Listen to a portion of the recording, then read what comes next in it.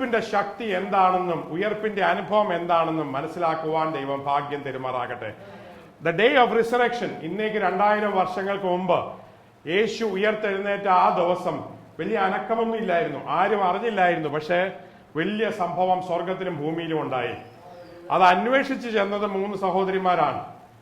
അവര് എങ്ങനെ കല്ലറ മാറ്റുമെന്നൊക്കെ വിചാരിച്ച് അവിടെ ചെന്നപ്പോൾ റോമൻ മുദ്രയെ പൊട്ടിച്ച് റോമൻ പടയാളികളെ തകർത്ത് ആർക്കും ഒരു കൂശലില്ലാത്ത രീതിയിൽ കല്ലറ തുറന്നു കിടക്കുകയാണ്. Price the Lord. അന്ന് വേറെ ആരും ആ വിഷയത്തെക്കുറിച്ച് മനസ്സിലാക്കിയില്ല. പിശാചിന് മനസ്സിലാക്കാൻ കഴിയുന്നതിൽ അപ്പുറമായി ഒരു സംഭവം ഉയർപ്പിന്റെ ഞായറാഴ്ച ഉണ്ടായി. ഒരു ദൈവ പൈതലിന് ഈസ്റ്റർ ഇല്ല. ഈസ്റ്റർ എന്ന് ഞാൻ പറഞ്ഞല്ലോ, ഈസ്റ്റർ എന്ന് പറഞ്ഞാൽ അത് വേറൊരു ആരാധനയാണ്. എസ്ട്രസ് എന്ന് പറയുന്ന ദേവതയെ ആരാധിക്കുന്ന വന്ദിക്കുന്ന ഗ്രീക്ക് ഗോഡസിന്റെ ആരാധനയാണ്. ഒരു ദൈവ പൈതലിനെ സംബന്ധിച്ചിടത്തോളം ഉയർപ്പുണ്ട്, ഉയർപ്പിൽ വിശ്വാസമുണ്ട്, പുനരുത്ഥാനമുണ്ട്, നിത്യജീവനുണ്ട്. അതുകൊണ്ട് അത് മനസ്സിലാക്കുവാൻ ഇന്ന് ദൈവം എല്ലാവർക്കും കൃപ തരുമാറാകട്ടെ. Today we will decide and think and pray and listen to the word and understand what is the meaning of the resurrection. ദൈവത്തിന്റെ ഉയർപ്പിന്റെ അർത്ഥം എന്താണ്? അത് എത്ര ചിന്തിച്ചാലും മനസ്സിലാക്കുവാൻ സാധിക്കുകയില്ല. ബിക്കോസ് അത്ര വലിയൊരു സംഭവമാണ്. ഹല്ലേലൂയ. ഒരിക്കലും മരണം രുചിക്കാതിരുന്ന ദൈവം മനുഷ്യനായി മരണം രുചിക്കാൻ ഇടയായി തീർന്നു. ഒന്ന് ഓർത്തു വയ്ക്കുക. God never had to ever taste death, but Jesus tasted death. പക്ഷെ അതുകൊണ്ട് അവസാനിക്കുന്നില്ല. കഥ അവിടെ അവസാനിച്ചിരുന്നെങ്കിൽ നമ്മുടെ ഈ ബുക്കിനകത്തോ സുവിശേഷത്തിനകത്തോ അർത്ഥമില്ല. അവസാനിക്കാതെ ഉയർപ്പുണ്ടായിരുന്നതിനാൽ ഞാൻ ദൈവത്തെ സ്തുതിക്കുന്നു. ഉയർപ്പിനെ കുറിച്ച് യേശു ആദ്യം പറഞ്ഞ വാക്യം യോഹന്നാന്റെ സുവിശേഷം 11-ാം അധ്യായം അതിന്റെ 25-ാം വാക്യം. ലാസറിന്റെ മരണത്തിന്റെ സമയത്താണ് യേശു മാർത്തയോട് ഉയർപ്പിനെ കുറിച്ച് പറയുന്നത്. John chapter 11 verse 25, we find the first time Jesus is declaring about resurrection. ഞാൻ തന്നെ പുനരുത്ഥാനവും ജീവനുമാകുന്നു. ഉയർപ്പ് എന്ന് പറയുന്നത്, റിസറക്ഷൻ എന്ന് പറയുന്നത് പുനരുത്ഥാനം എന്നാണ് ബൈബിളിൽ ഉപയോഗിച്ചിരിക്കുന്നത്. എന്താണ് പുനരുത്ഥാനം? എന്താണ് പുനരുത്ഥാനം? Resurrection is what? പുനരുത്ഥാനം. നഷ്ടപ്പെട്ടതിനെ ഉദ്ധരിക്കുക, മരിച്ചതിനെ ഉദ്ധരിക്കുക, ജീർണിച്ചതിനെ ഉദ്ധരിക്കുക, ഇല്ലാതായി പോയതിനെ ഉദ്ധരിക്കുക. പുനരുത്ഥാനം. ഞാൻ തന്നെ പുനരുത്ഥാനവും ജീവനുമാകുന്നു. I am the life and resurrection. Yesu I am എന്ന് പല കാര്യങ്ങളെ കുറിച്ച് പറഞ്ഞിട്ടുണ്ട്. I am the good shepherd, I am the bread of life, I am the gate. പല ഐ ആം പറഞ്ഞിട്ടുണ്ട്. I am the way, the truth and the life. അതിൽ ഒരു I am ആണ്, ഞാൻ തന്നെ എന്ന് പറയുന്ന ഒരു സംഗതിയാണ് ഞാൻ തന്നെ പുനരുത്ഥാനവും ജീവനുമാകും. മാർത്തയ്ക്കോ മറിയയ്ക്കോ ഇതൊന്നും പിടികിട്ടിയെന്ന് തോന്നുന്നില്ല. മാർത്ത ഞെട്ടി നിൽക്കുകയാണ്. മാർത്തയോട് ലാസർ എഴുന്നേക്കാൻ പോവാണ് എന്ന് പറഞ്ഞപ്പോൾ അവസാനത്തെ ഒടുക്കത്തെ നാളിൽ ഉയർക്കും എന്ന് പറഞ്ഞ് സമാധാനിച്ചുകൊണ്ടിരിക്കുകയാണ്. കർത്താവ് അവിടെ വന്നെന്തിനാണ്? അപ്പം ഉയർപ്പിക്കാനാണ്. കർത്താവ് നമ്മുടെ ജീവിതത്തിൽ എന്തെങ്കിലും പ്രവർത്തിക്കാൻ തീരുമാനിച്ചു നമ്മൾ എപ്പോഴെങ്കിലും നടക്കുമെന്ന് പറഞ്ഞിരിക്കുകയാണ്. ഇന്ന് നടക്കുമെന്ന് ചിന്തിക്കാറില്ല. Price the Lord. ദൈവത്തിന്റെ പ്രവർത്തനങ്ങൾ ഇന്ന്, രക്ഷയുടെ ദിവസം ഇന്ന്. നാളെ എന്ന് ലോട്ടറിക്കാരനാ പറയണേ. ബൈബിളിൽ നാളെ എന്നില്ല. എല്ലാം ഇന്നാണ് രക്ഷാ ദിവസം, ഇന്നാണ് സുപ്രസാദ കാലം, ഇന്നാണ് സൗഖ്യം പ്രാപിക്കേണ്ടത്, ഇന്നാണ് വിടുതൽ വേണ്ടത്, ഇന്നാണ് നേരെയാകുന്നത്. പിള്ളേരെ പോലും തെറ്റിക്കുന്നത് പിശാചാണ്. നാളെ പഠിക്കാം. ഒരിക്കലും നാളെ വരികയില്ല. പഠിക്കേണ്ട ദിവസം എന്നാണ്? ഇന്നാണ്. അഭിഷേകം പ്രാപിക്കേണ്ട ദിവസം എന്നാണ്? ഇന്നാണ്. രക്ഷിക്കപ്പെടുന്ന ദിവസം എന്താണ്? ഇന്നാണ്. Today is the day that God is going to work in your life. അപ്പൊ മാർത്തയോട് പറയുകയാണ് ഞാൻ തന്നെ പുനരുത്ഥാനവും. മാർത്തയോട് കർത്താവ് വേറൊരു കാര്യം കൂടെ പറഞ്ഞു. മാർത്തേ, നീ പലതിനെ കുറിച്ച് ചൊല്ലി വിചാരപ്പെടുന്നു, മറിയോ നല്ല അംശം തെരഞ്ഞെടുത്തിരിക്കുന്നു. മാർത്തയ്ക്ക് പല പ്രാവശ്യം കർത്താവ് ഇങ്ങനെ ചെറിയ ചെറിയ കറക്ഷൻ കൊടുക്കുന്നുണ്ട്. നമ്മൾ നോക്കിക്കഴിഞ്ഞാൽ സ്ത്രീകളുടെ ഇടയിൽ 90% ആരാണ്? മാർത്തമാരാണ്. 10% മറിയമാരുള്ളൂ. 90% ആരാണ്? മാർത്തമാരാണ്. ദൈവം മനുഷ്യരെ സൃഷ്ടിച്ചിരിക്കുന്നത്, പ്രത്യേകിച്ച് സ്ത്രീകളെ സൃഷ്ടിച്ചിരിക്കുന്നത് എങ്ങനെയാണ്? മാർത്ത ആറ്റിറ്റ്യൂഡിലാണ്. ഡിവൈൻ ചേഞ്ച് വന്നെങ്കിലേ മറിയ ആറ്റിറ്റ്യൂഡിലോട്ട് വരികയുള്ളൂ. എന്താണ് ഈ Martha attitude and Mariya attitude? Martha ലൗകികമായ കാര്യങ്ങൾ പലതിനെ കുറിച്ച് ചൊല്ലി വിചാരപ്പെടുന്നു. മാർത്തയുടെ മുമ്പിൽ മരണം, ലാസറിന്റെ അവസാനം അങ്ങനെയാണ്. എന്തെങ്കിലും നേരെയാവും. എന്റെ മകൻ ഗുണം പിടിച്ചേക്കാം, പിടിക്കാൻ സാധ്യതയുണ്ട്, പിടിക്കില്ല എന്ന് വരാം. പിടിക്കും എന്ന് വിശ്വസിക്കാൻ, രോഗം മാറും എന്ന് വിശ്വസിക്കാൻ, ഇപ്പോൾ സംഭവിക്കും എന്ന് വിശ്വസിക്കാൻ മറിയയ്ക്ക് മാത്രമേ സാധിക്കുകയുള്ളൂ. അതിന്റെ കാര്യം മറിയ നല്ല അംശം തെരഞ്ഞെടുത്തു. നോക്കിക്കേ, യേശു വീട്ടിൽ വരുമ്പം യേശുവിന് ചായ കൊടുത്ത് ഭക്ഷണം കൊടുത്ത് മേശ റെഡിയാക്കുന്നതാണോ, വെറുതെ പോയി ഇങ്ങനെ വായി നോക്കി കാലിന്റെ അടങ്ങിയിരിക്കാനാണോ നല്ല കാര്യം? ഇന്ന് കല്യാണം കഴിക്കാൻ പോകുമ്പം ചെറുക്കൻ പെണ്ണിനെ അന്വേഷിച്ച് ചെല്ലുമ്പോൾ പെണ്ണിനെ തെരഞ്ഞെടുക്കുമ്പം എപ്പോഴും ഇങ്ങനെ കുത്തിയിരുന്ന് പ്രാർത്ഥിക്കുകയും ചെയ്യും, വീട്ടിലെ കാര്യം ഒന്നും നോക്കാതിരിക്കുകയും ചെയ്യുന്ന ഒരു പെണ്ണിനെ ആരെങ്കിലും സെലക്ട് ചെയ്യുമോ? ഇല്ല. അത് വലിയ ഗുണമില്ല എന്ന് പറയാം. അതിനെക്കൊണ്ട് യാതൊരു കഴിവില്ല ഇങ്ങനെ പ്രാർത്ഥിച്ചുകൊണ്ടൊക്കെ. അതേസമയം സെലക്ട് ചെയ്യുന്ന ഏതാ? മിടുക്കി. അവള് വീടൊക്കെ കണ്ടില്ലേ, ഗാർഡൻ കണ്ടില്ലേ, കുക്കിംഗ് കണ്ടില്ലേ, പാട്ട് കണ്ടില്ലേ, നടപ്പ് കണ്ടില്ലേ, എല്ലാം ഭയങ്കര സ്മാർട്ടാണ്. അപ്പൊ മാർത്ത എന്തായിരുന്നു? സ്മാർട്ടായിരുന്നു. കൂട്ടായ്മയുടെ പുറത്ത് എല്ലാ പരിപാടിയും ടാപ്പാന്ന് നടത്താവുന്ന ആളാണ്. പക്ഷെ മറിയെയാണ് ആര് അപ്രീഷിയേറ്റ് ചെയ്യുന്നത്? യേശു അപ്രീഷിയേറ്റ് ചെയ്യുന്നത്. അപ്പൊ ഇന്ന് മാർത്തമാരായിട്ട് ആരെങ്കിലും ഇവിടെ ഇരിപ്പുണ്ടെങ്കിൽ മറിയയുടെ ആത്മാവിനാൽ ദൈവം നിങ്ങളെ നിറയ്ക്കുമാറാകട്ടെ. Praise the Lord. മാർത്ത മറിയാകുന്ന ഒരു പരിപാടിയാണ് ഉയർപ്പിന്റെ അന്ന് നടക്കുന്നത്. എന്ന് പറഞ്ഞാൽ നിങ്ങളുടേതായ ചിന്താകിലം പലതിനെ കുറിച്ച് വിചാരപ്പെടുന്നത്, മരണത്തെക്കുറിച്ച്, സഹോദരനെ കുറിച്ച്, കുടുംബത്തെക്കുറിച്ച്, വീടിനെ കുറിച്ച് ഒക്കെ വിചാരപ്പെട്ട് ലോകത്തിന്റെ ബന്ധപ്പാടുകളിൽ നശിച്ചു പോകാതിരിക്കുവാൻ ദൈവം കൃപ തരുമാറാകട്ടെ. അത് പിശാചിന്റെ ഒരു വലിയ തന്ത്രമാണ്. പരീക്ഷ വന്നു കഴിഞ്ഞാൽ പിള്ളേരോട് ബൈബിൾ വായിക്കണം, പ്രാർത്ഥിക്കണമെന്നാണോ നമ്മൾ പറയുന്നത്, അതോ പഠിക്കണമെന്നാണോ പറയുന്നത്? പഠിക്കണമെന്നാണ് പറയുന്നത്. പക്ഷെ അതുകൊണ്ട് പ്രാർത്ഥനയും മറ്റേ ബൈബിൾ വായനയും മുടങ്ങിക്കഴിഞ്ഞാലോ ഒരു ഗുണവുമില്ല. പരീക്ഷ വന്നു കഴിഞ്ഞാൽ പിള്ളേർ ഞായറാഴ്ച ആരാധനയ്ക്ക് വരാൻ മടിക്കും, അല്ലെ ഇടക്കൂട്ടത്തിന് വരാൻ മടിക്കും. പക്ഷെ ഞായറാഴ്ച ആരാധനയ്ക്ക് വരുന്ന കുഞ്ഞിനായിരിക്കും റാങ്ക് കിട്ടാൻ പോകുന്നു. 100 മണിക്കൂർ പഠിക്കുന്നതിനെക്കാട്ടിലും 1 മണിക്കൂർ ദൈവസന്നിധിയിൽ ഇരിക്കാൻ ഏത് കുട്ടി തീരുമാനിക്കുന്നോ ആ കുട്ടിയെ ദൈവം അനുഗ്രഹിക്കും. രാവ് മുഴുവനും നീ അടുക്കള പണിയുന്നതിനെക്കാട്ടിലും ലോകത്തിന്റെ വെത്തപ്പാടുകൾ നടക്കുന്നതിനെക്കാട്ടിലും ദൈവസന്നിധിയിൽ ഇരിക്കാൻ ഏൽപ്പിച്ചു കൊടുത്താൽ ദൈവം നിന്നെ അനുഗ്രഹിക്കും. ഇത്രയും പറഞ്ഞിട്ടും ഇതൊന്നും ശരിയാണെന്ന് ചിന്തിക്കുന്നവർ ഇതിനകത്തില്ലെന്ന് എനിക്കറിയാം. ഇതൊക്കെ ഒരു ഐഡിയ ആണ്, ഗുഡ് ഐഡിയ ആണ്, സ്പിരിച്വൽ ഐഡിയ ആണ്, ഡിവൈൻ ഐഡിയ ആണ്. പക്ഷെ വീട്ടിലത്തെ കാര്യമൊക്കെ നടന്നെങ്കിലേ എന്റെ വീട്ടിലെ പരിപാടി നേരെ നടക്കുകയുള്ളൂ. Price the Lord. ഞാൻ തന്നെ പുനരുത്ഥാനവും ജീവനുമാകുന്നു, എന്നിൽ വിശ്വസിക്കുന്നവൻ മരിച്ചാലും ജീവിക്കും. ഉയർപ്പിന്റെ ദിവസം ചില ആത്മീക മർമ്മങ്ങളെ ഗ്രഹിക്കുവാൻ ദൈവം കൃപ തരുമാറാകട്ടെ. പ്രവൃത്തി ഒരു സൈഡിൽ, വിശ്വാസം ഒരു സൈഡിൽ. കയീൻ ഒരു സൈഡിൽ, ഏബൽ ഒരു സൈഡിൽ. കയീൻ കാണിക്കുന്നത് പ്രവൃത്തികളുടെ ഒരു വലിയ ധാരയാണ്. ഏബൽ കാണിക്കുന്നത് വിശ്വാസത്തിന്റെ ഒരു വലിയ ചങ്ങലയാണ്. കയീൻ നേതാവായിട്ട് പോകുന്ന പാർട്ടികളെല്ലാം ലൈനിൽ ഞങ്ങൾ പ്രവർത്തിക്കും, ഞങ്ങൾ പ്രവർത്തിക്കും, ഞങ്ങൾ പ്രവർത്തിക്കും, ഞങ്ങൾ പ്രവർത്തിക്കും. ഹാവേല് നേരെയായിട്ട് നേതാവായിട്ട് നിൽക്കുന്നവരെന്താ? ഞങ്ങൾ വിശ്വസിക്കും, ഞങ്ങൾ വിശ്വസിക്കും, ഞങ്ങൾ വിശ്വസിക്കും, ഞങ്ങൾ വിശ്വസിക്കും. ആര് പ്രവർത്തിക്കും? ദൈവം പ്രവർത്തിക്കും. ഉയർപ്പിക്കുന്ന ദൈവമാണ്, അത്ഭുതം പ്രവർത്തിക്കുന്ന ദൈവമാണ്, കുഞ്ഞുങ്ങളെ നേരെയാക്കുന്ന ദൈവമാണ്, നമ്മുടെ ജീവിതത്തിൽ നന്മ തരുന്നത് ദൈവമാണ്. ഇത് മനസ്സിലാക്കുവാൻ ദൈവം കൃപ തരുമാറാകട്ടെ. ആദാമിനെ ഹവ്വായെയും സൃഷ്ടിക്കുന്നതിന് മുമ്പ് മനോഹരമായ തോട്ടമുണ്ടാക്കി അവർക്കുള്ള ആവശ്യമുള്ള എല്ലാ സംഗതിയും ബുദ്ധിയോടെ ആലോചിച്ച് നല്ലവണ്ണം, നമ്മളെക്കാട്ടിലും നല്ലവണ്ണം ചെയ്യാൻ അറിയാവുന്ന ഒരു ദൈവമുണ്ടെങ്കിൽ നമ്മുടെ സകല ആവശ്യങ്ങളും അവൻ നിവർത്തിച്ചു കൊണ്ടിരിക്കും. നമ്മളൊരു കാര്യം ചെയ്താൽ മതി, പുനരുത്ഥാനവും ജീവനുമാകുന്ന യേശുവിനെ അറിഞ്ഞാൽ മാത്രം മതി. അപ്പോസ്തല പ്രവൃത്തി 1-ാം അധ്യായം 22. ഞാൻ പറഞ്ഞല്ലോ, resurrection is never discussed in the old testament. പുനരുത്ഥാനം, ഉയർപ്പ് പഴയ നിയമത്തിൽ ഡിസ്കസ് ചെയ്തിട്ടില്ല. യേശുവിലൂടെയാണ് അത് വന്നിരിക്കുന്നത്. പുതിയ നിയമത്തിലാണ് ഇത് വീണ്ടും വീണ്ടും പ്രതിപാദിച്ചിരിക്കുന്നത്. അതുകൊണ്ട് നമുക്കത് ചിന്തിക്കാം. അപ്പോസ്തല പ്രവൃത്തി 1:22, ആക്ട്സ് 1:22.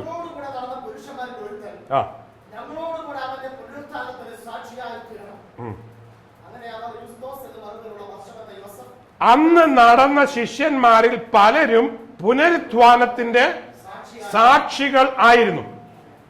ഈ വാക്യം വായിച്ചപ്പോൾ നിങ്ങൾക്ക് അതിന്റെ വലിയ മർമ്മം പിടികിട്ടിയോന്നറിയില്ല.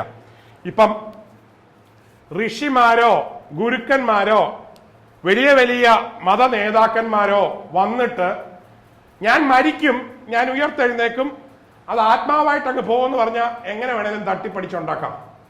ഞാൻ 3-ാം നാൾ ഉയർക്കും, അത് ശരീരമായിട്ട് തന്നെ, നിങ്ങൾ എന്നെ പിന്നെ ശരീരം അവിടെ കാണുകയില്ല എന്ന് പറഞ്ഞു കഴിഞ്ഞാൽ ഉയർപ്പ് വലിയ എളുപ്പമുള്ള സംഭവമല്ല. കർത്താവിന് വേണേ പറയാമായിരുന്നു, ഞാൻ മരിക്കും, കാൽവറി മരിക്കും, നിങ്ങൾ എന്നെ അടക്കും, ശരീരം അവിടെ കിടക്കും, ഞാൻ ആത്മാവായിട്ട് അങ്ങ് പോകും എന്ന് പറഞ്ഞിരുന്നെങ്കിൽ ആ ഉയർപ്പിന് വല്ല അർത്ഥമുണ്ടോ? ഞാൻ പറയുന്നത് മനസ്സിലാക്കണം. ഉയർപ്പിന് അർത്ഥം വന്നത്, meaning to the resurrection of Jesus Christ became meaningful because they witnessed the resurrection. അവർ ഉയർപ്പിനെ ദർശിച്ചു. ഇത് മനസ്സിലായവർക്കായി ഞാൻ ദൈവത്തെ സ്തുതിക്കുന്നു. ഇവിടെ ഇരിക്കുന്നവർ കർത്താവ് കാൽവറിയിൽ മരിക്കുന്നത് മാത്രമല്ല ദർശിക്കേണ്ടത്, എന്താണ്?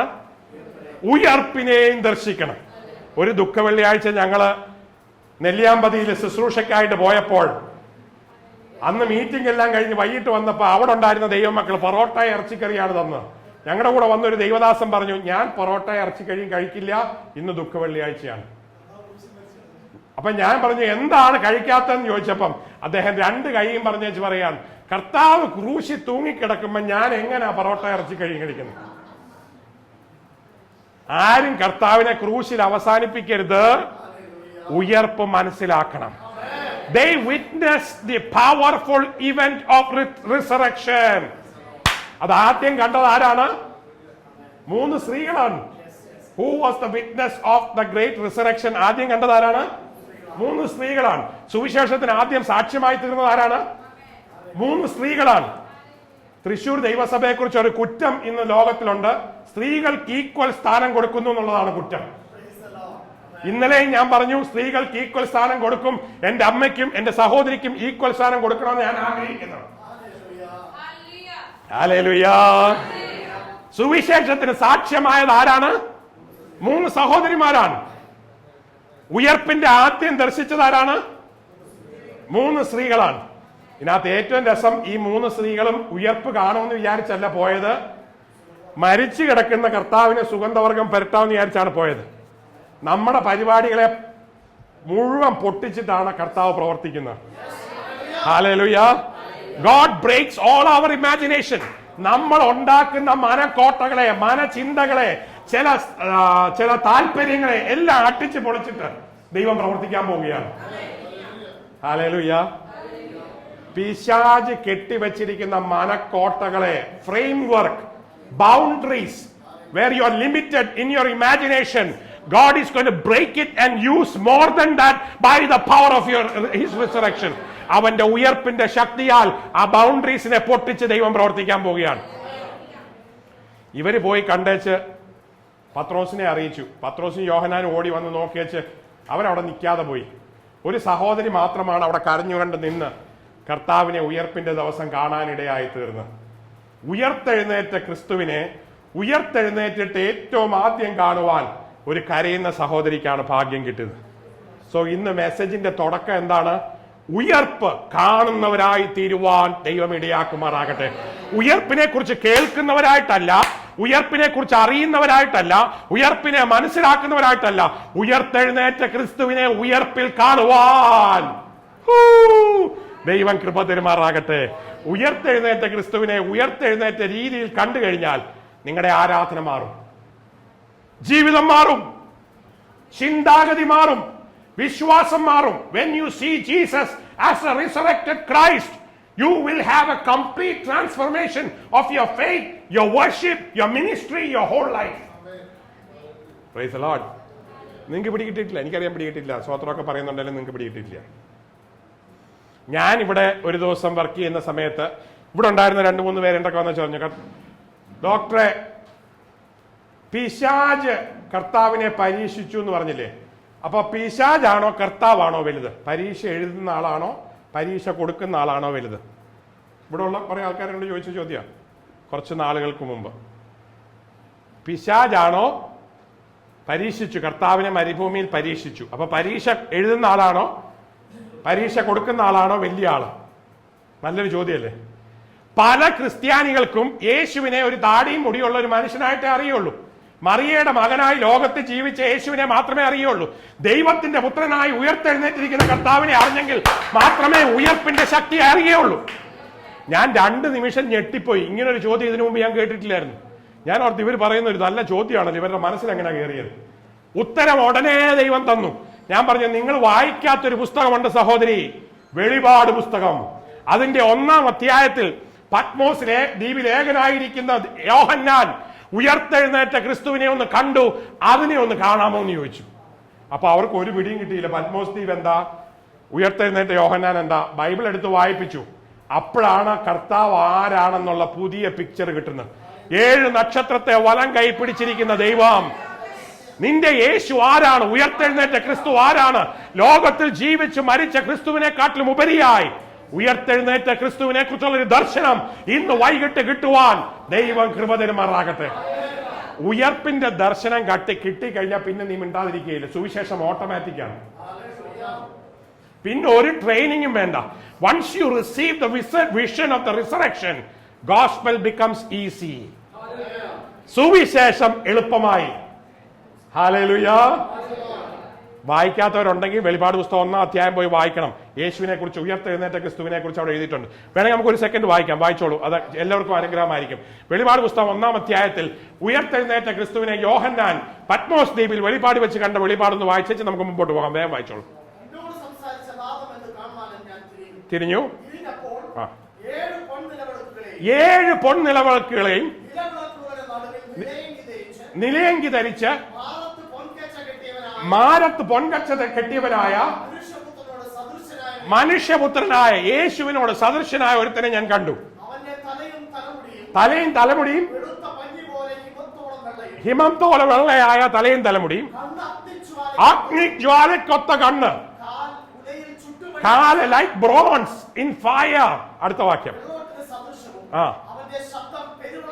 പേരുവെള്ളത്തിന്റെ ഇരച്ചിൽ പോലുള്ള ശബ്ദം. അടുത്ത വാക്യം. അവന്റെ വലം കൈയിൽ 7 നക്ഷത്രം, വായിൽ നിന്ന് മൂർച്ചയേറിയ ഇരുവായ്ത്തലയുള്ള വാള്, അവന്റെ മുഖം സൂര്യനെക്കാട്ടിലും ശക്തിയുള്ള പ്രകാശം. ഈ ക്രിസ്തുവിനെ കാണാതിരിക്കാനാണ് ലോകത്തിലെ ക്രിസ്തു താടിയും മുടിയുള്ള ഒരുത്തിനെ എല്ലാവരുടെയും വീട്ടിൽ കൊണ്ടുവന്ന് തൂക്കിയിട്ടിരിക്കുന്നത്. യഥാർത്ഥ ഉയർത്തെഴുന്നേറ്റ ക്രിസ്തുവിനെ കണ്ടു കഴിയുമ്പോൾ നീ അതിനെ വലിച്ചെറിയും. ഹല്ലേലൂയ. നീ ആരാധിക്കുന്ന ക്രിസ്തു ഉയർത്തെഴുന്നേറ്റത് കാണുവാൻ ഇന്ന് രാത്രി ഭാഗ്യം തെരുമാറാകട്ടെ. See the Christ who is resurrected. അപ്പൊ മറക്കരുത്, ഈ ശബ്ദവും കണ്ണും ഈ വായുവും ഒക്കെ സ്വർഗത്തിൽ ഇട്ടേച്ച് താന്ന ഭൂമിയിലേക്ക് വന്നത്. ഒറിജിനൽ സാധനം അവിടെ ഇരിപ്പുണ്ടായിരുന്നു. Price the Lord. അത് തിരിച്ചുപോയി റീഅക്വയർ ചെയ്തപ്പോഴത്തേക്ക് യോഹന്നാൻ പോലും ഞെട്ടിപ്പോയി. പെരുവെള്ളത്തിന്റെ ഇരച്ചിലുള്ള ശബ്ദവുമായിട്ട് ഇങ്ങോട്ട് വന്നിരുന്നെങ്കിൽ എന്തായിരുന്നു ഇതിന്റെ സംഭവം? യോഹന്നാനൊക്കെ ഞെട്ടിപ്പോയേനെ. അതുകൊണ്ട് ആ ഇരച്ചിലൊക്കെ മാറ്റിയിട്ടേച്ച് ശാന്തനായ സൗമ്യനായ കുഞ്ഞാടിന്റെ ശബ്ദത്തോടെ യേശു ലോകത്തിലേക്ക് കടന്നു വന്നു. ഞാനും നിങ്ങളും സേവിക്കുന്ന ക്രിസ്തു ഉയർത്തെഴുന്നേറ്റ ക്രിസ്തുവാണ്. ഇന്ന് ഉയർപ്പിന്റെ ദിവസം. അത് മറക്കരുത്. അത് കാണുവാൻ, ദർശിക്കുവാൻ ദൈവം കൃപ തരുമാറാകട്ടെ. നമുക്ക് മുമ്പോട്ട് പോകാം. അപ്പോസ്തല പ്രവൃത്തി തന്നെ 2-ാം അധ്യായം 31-ാം വാക്യം. Acts 2:31. Acts 2:31.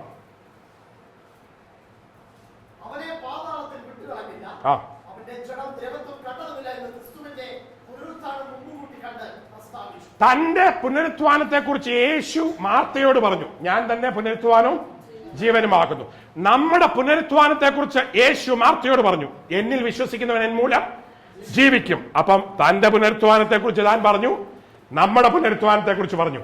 അത് മാത്രമല്ല, പ്രവാചകന്മാരുടെ പ്രവചന നിവൃത്തിക്കായിട്ട് തന്നെ ദ്രവത്വത്തിന് ദൈവം വിട്ടുകൊടുത്തില്ല. ദ്രവത്വത്തിൽ നിന്ന് ആദ്രവത്വത്തിലേക്ക് മാറ്റി. ഉയർത്തെഴുന്നേറ്റ ക്രിസ്തുവിന്റെ കല്ലറയിൽ ശവം ബാലൻസ് ഇല്ലാതാണ് ഇരിക്കുന്നത്. ബാക്കി എല്ലാ കല്ലറയിലും എന്തുണ്ട്? എല്ലും മുടിയും വേറെ എന്തെങ്കിലുമൊക്കെ ബാലൻസ് ഉണ്ട്. ഫറവോന്മാരുടെ കല്ലറയിൽ വരെ കിടപ്പുണ്ട്. കർത്താവിന്റെ കല്ലറയിൽ ഒന്നുമില്ല. ദ്രവത്വത്തെ എന്താക്കി? ആദ്രവത്വത്തിലേയാക്കും. അപ്പം പല വിശ്വാസികൾ എന്നോട് ചോദിക്കും, ഉയർത്തെഴുന്നേൽക്കുമ്പം അല്ലെങ്കിൽ കാഹളം ധ്വനിക്കുമ്പം നമുക്ക് കിട്ടാൻ പോകുന്ന ബോഡി എങ്ങനെയാണ്? വളരെ എളുപ്പമാണ്. യേശു ഉയർത്തെഴുന്നേറ്റ് കഴിഞ്ഞ് എങ്ങനെ ഏത് ബോഡി ഉണ്ടായി? ആ ബോഡി തന്നെയാണ് നമുക്ക് കിട്ടാൻ പോകുന്നത്. Same body. മണവാളനായ ക്രിസ്തുവിന് ഏത് ബോഡിയാണോ കിട്ടിയത്, സെയിം ബോഡി നമുക്ക് കിട്ടും. ഭയങ്കര സ്പീഡുള്ള ബോഡിയാണ്. സ്വർഗത്തിലേക്ക് പോയി പെട്ടെന്ന് പാതാളത്തിലേക്ക് വന്ന് പാതാളത്തിൽ നിന്ന് ചാടി വന്ന് ടക്ക ഒന്ന് ഓർത്ത് നോക്കി. പിന്നെ കാറും വേണ്ട, ഹെലികോപ്റ്ററും വേണ്ട, ഒന്നും വേണ്ട. എന്താ സുഖല്ലേ? ഭയങ്കര സ്പീഡുള്ളത്. പിന്നെ ശിഷ്യന്മാരെല്ലാം കൂടെ വർത്തമാനം പറഞ്ഞുകൊണ്ടിരിക്കുമ്പം മതിലിനകത്തൂടെ കയറി വരാൻ പറ്റുന്നു. ഉയർത്തെഴുന്നേറ്റ് കഴിയുമ്പോൾ ദൈവമക്കൾക്ക് ദൈവം കൊടുക്കാൻ പോകുന്ന അതേ ശരീരം ക്രിസ്തുവിന്റെ ഉയർപ്പിൽ ക്രിസ്തുവിന് കിട്ടി. അവനെ ദ്രവത്വത്തിന് വിട്ടുകൊടുക്കാതെ അവനെ ദൈവം പുനരുത്ഥാനത്താൽ എടുത്തു. എന്തുകൊണ്ടാണ് ദ്രവത്വം വന്നത്? ഏദനിൽ പാപം നടന്നു എന്നുള്ളത് കൊണ്ടാണ്. Sin is the cause of death. Sin is the one which corrupted the world. Through the death on the cross of Calvary, Jesus paid the price for sin and redeemed every one of us. പാപമാണ് ദ്രവത്വത്തെ ലോകത്തിലേക്ക് കൊണ്ടുവന്നത്. നീ പഴം തിന്നുന്ന നാളിൽ മരിക്കും എന്ന് പറഞ്ഞ് ദ്രവത്വം വെളിപ്പെട്ടു. അദ്രവത്വത്തിലേക്ക് കൊണ്ടുപോകുവാൻ ദൈവം നമുക്ക് വേണ്ടി വന്നു. 4-ാം അധ്യായം 33-ാം വാക്യം, ആക്ട്സ് 4:33.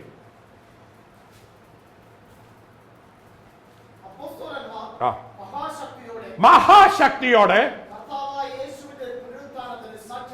യേശുവിന്റെ പുനരുത്ഥാനത്തിന്റെ സാക്ഷ്യം പറഞ്ഞുകൊണ്ട് നടന്നു. മതി മതി മതി മതി വളരെ ഒരു സംഭവമാണ്, അത് അടുത്ത് വായിക്കാം. കർത്താവ് മരിച്ചേ മരിച്ചേ മരിച്ചേ മരിച്ചേ മരിച്ചേ എന്നാണ് പറഞ്ഞുകൊണ്ട് നടന്നത്.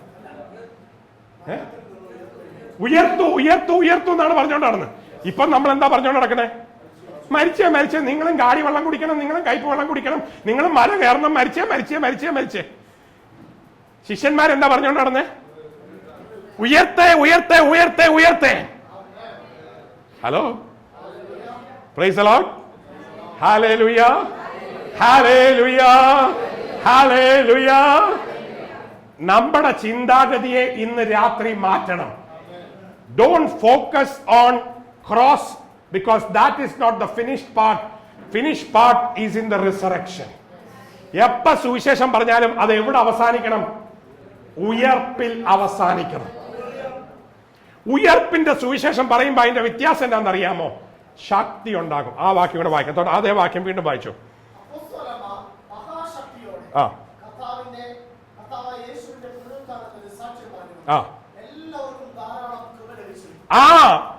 പുനരുത്ഥാനത്തിന്റെ സാക്ഷ്യം പറയുമ്പോ എന്ത് സംഭവിക്കും? കൃപ ലഭിക്കും. നമ്മൾ എങ്ങനെയാണ് അറിയാമോ? കൃപ ലഭിച്ചിട്ട് സാക്ഷ്യം പറയാൻ കാത്തിരിക്കുക.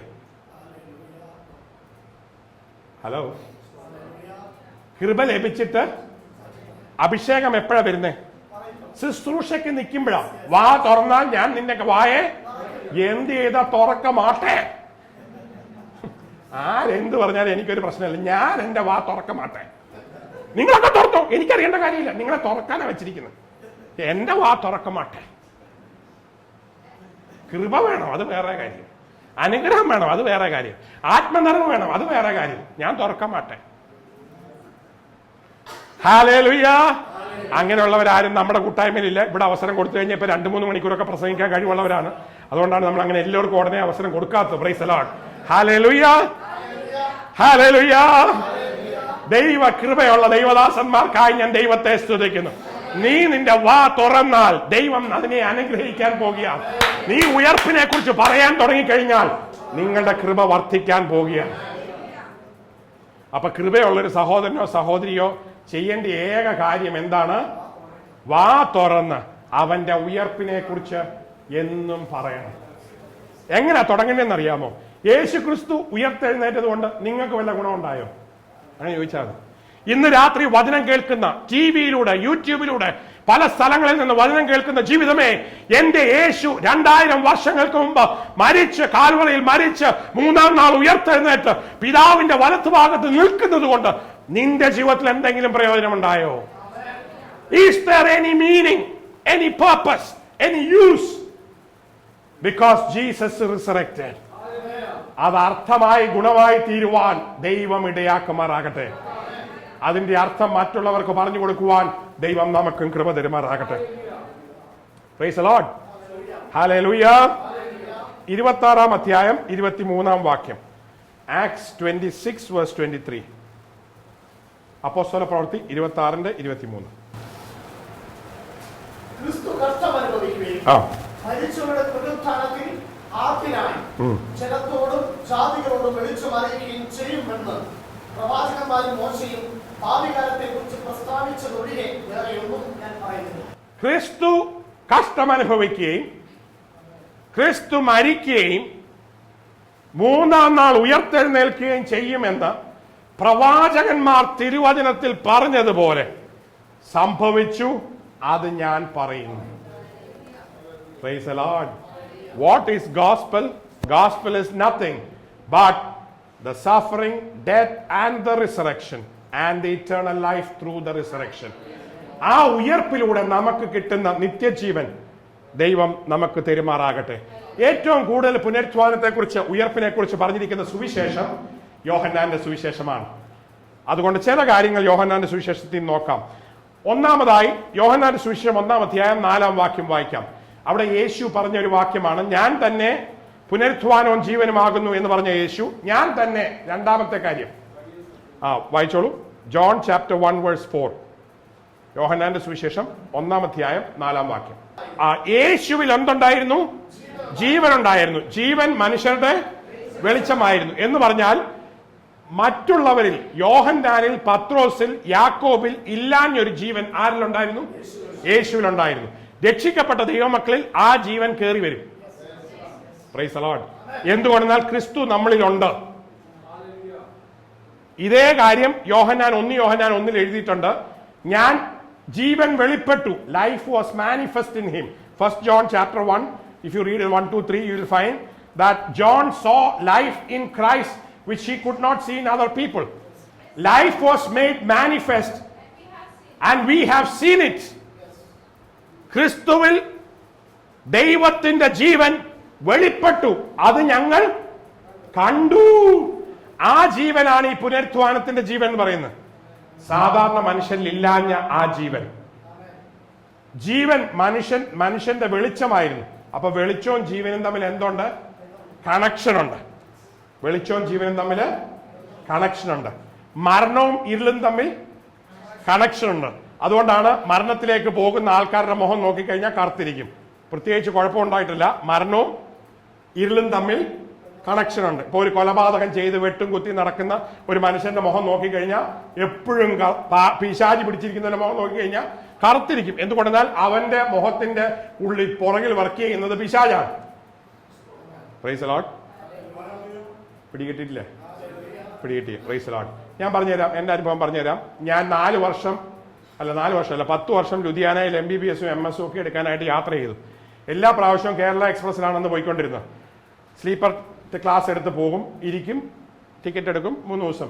ഒരു ദിവസം കഴിയുമ്പം മിക്കവാറും എൻ്റെ കൂടെയുള്ള ആൾക്കാർ ചോദിക്കും, നിങ്ങൾ അച്ഛനാകാനോ പാസ്റ്റർ ആകാനോ വല്ലതും ആണോ പഠിക്കണേന്ന്? ഒരാൾ പോലും ഡോക്ടർ ആണോ എന്ന് ചോദിച്ചിട്ടില്ല. ഞാൻ ഓർക്കും, പലപ്പോഴും ചിന്തിച്ചിട്ടുണ്ട്, എന്താ എൻ്റെ മുഖത്ത് അങ്ങനെ വല്ലതും എഴുതി വെച്ചിട്ടുണ്ട്? പട്ടം എടുക്കാനാണോ അതോ അച്ഛനാകാനാണോ പാസ്റ്റർ ആകാനാണോ എന്താ പഠിക്കണേന്ന് ചോദിക്കും. അപ്പൊ കർത്താവിന്റെ കൂടെ നമ്മൾ ജീവിക്കാൻ തുടങ്ങിക്കഴിഞ്ഞാൽ വേറെ ആൾക്കാർക്ക് എന്ത് കാണാൻ തുടങ്ങും? നമ്മുടെ മുഖത്ത് എന്തോ ഒരു വ്യത്യാസം കാണാൻ തുടങ്ങും. Price the Lord. വചനത്തിന്റെ മുമ്പിൽ നിൽക്കുമ്പോൾ വ്യത്യാസം ഉണ്ടാകും. മോശ ദൈവത്തോടു കൂടി ആയിരുന്നു. ഇറങ്ങി വന്നപ്പോൾ മുഖം നോക്കാൻ കഴിയാതെ വണ്ണം മോശയുടെ മുഖത്ത് ദൈവ തേജസ് നിറഞ്ഞു നിന്നു. അപ്പൊ പ്രാർത്ഥിക്കുന്ന ഒരു ദൈവപൈതന്റെ മുഖത്ത് എന്തുണ്ടാകും? ദൈവത്തിന്റെ തേജസ് ഉണ്ടാകും. പുനരുത്ഥാനം, ജീവനുള്ള യേശു വസിക്കുന്ന ദൈവപൈതന്റെ മുഖത്ത് എന്തുണ്ടായിരിക്കും? ആ തേജസ്സും വെളിച്ചവും കാണും. ഞാൻ തന്നെ ജീവനും വെളിച്ചവുമാകുന്നു.